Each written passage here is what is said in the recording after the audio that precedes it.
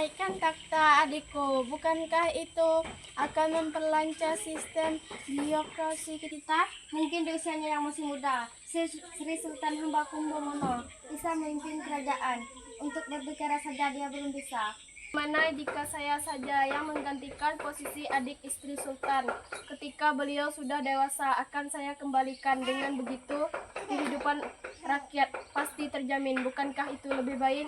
Nanti coba saya pikirkan. Namun masih ada hamparan di bagian keraton yang dapat memimpin. Dia seorang keturunan wali. Dia Diponegoro dan dia berasal dari Pakualam. Itu saya sudah berbaik hati menawarkan tugas seberat ini. Masih Anda tolak?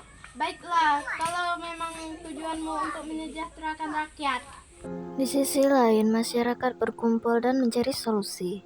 Apa yang harus kita lakukan? Belanda semakin meminta masyarakat. Tidak tahu kita harus bagaimana. Kita bisa makan, sedangkan saya sudah tidak punya uang. Saya sangat merindukan pemimpin Sri Sultan. Pemimpin Belanda sangatlah kejam dan tidak berperasaan. Uang yang kita hasilkan untuk membayar kompensasi. Tidak tahu lagi, uang keraton semakin bangkrut karena kepemimpinan. Kita harus mencari strategi. Ayo manfaatkan Diponegoro.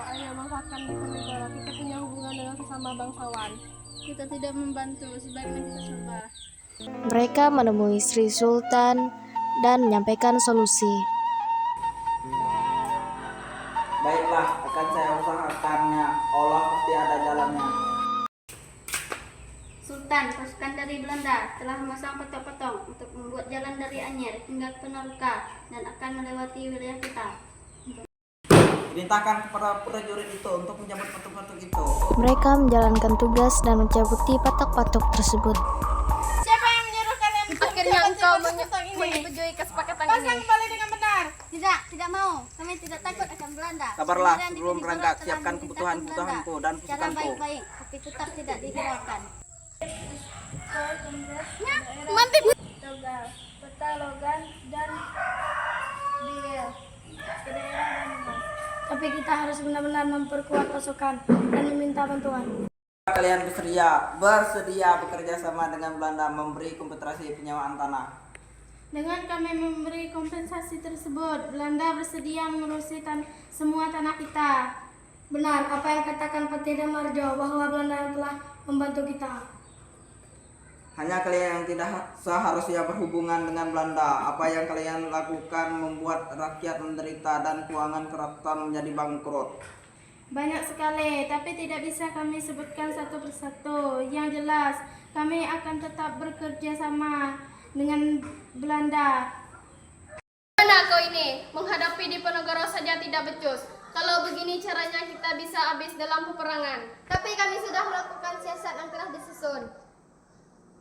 Perang terus berlangsung untuk beberapa tahun dan setelah beberapa tahun tersebut ada kesepakatan dari kedua pihak. Akan surat ini ke Diponegoro. Baiklah, akan saya antarkan.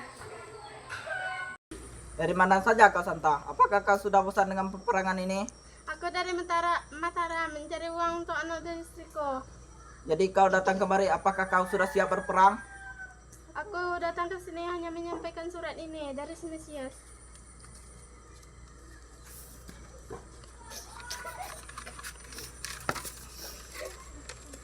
Apa-apa hari ini? Tidak mau, perang harus dilanjutkan. Maaf Sultan, apakah kau tidak kasihan dengan istri yang menjadi janda, anak yang menjadi yatim? Sampai-sampai Pangeran Abdul Rahim pun ikut menjadi korban.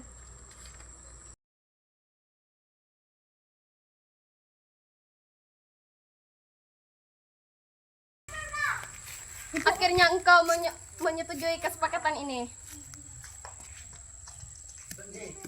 Sabarlah, sebelum berangkat siapkan kebutuhan-kebutuhanku dan pasukanku. Bagaimana kalau si Belanda kepada itu telah mengenak kita? Besok apa yang akan terjadi? Kita serahkan kepada Allah Tangan dengan apa yang kita janjikan. Itulah sebabnya aku mengundang dan menahanmu. Aku perintahkan engkau untuk menggerakkan pasukan berangkat ke Magalang untuk ke Rarasiden dan membawakan Rarasiden.